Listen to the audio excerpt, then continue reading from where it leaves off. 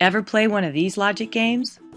They typically take a certain level of logical thinking and reasoning to master. Your kid has been working on logic and reasoning throughout their school years, but by high school, these skills should be pretty advanced, enough to build logical arguments with solid reasoning. Let's watch how they do it. I was trying to explain that these 4 points here made up a square. First, kids can state their claims, or the main points of their argument. Here, since Tony wants to show that the 4 points make up a square, he can tell you what he thinks the main characteristics of a square are. So how would you know if something's a square? All the lines are perpendicular to each other.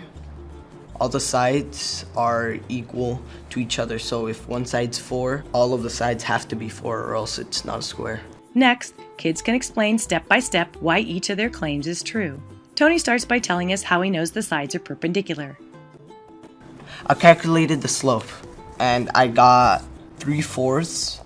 Right here, as you can see, it's the exact negative reciprocal of each other, so they're perpendicular. Then he shows how he knows that the sides are of equal length. I had to use the Pythagorean theorem to find out. Again, he can explain what he did and justify his answer. The square root of 25 equals 5.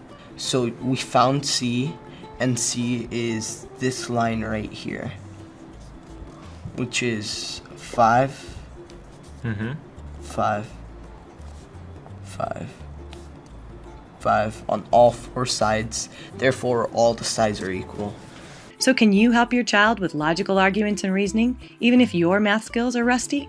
Sure. Even if a parent doesn't remember how to solve a specific problem, they can ask questions that focus less on getting the correct answer and more on being able to explain their thinking. So questions like, how do you know that? Or can you think of another way to represent the problem? Can you think another way to explain yourself?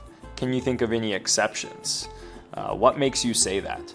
These basic open-ended questions can force the student to really think through their thought process instead of just circling their answer and moving on.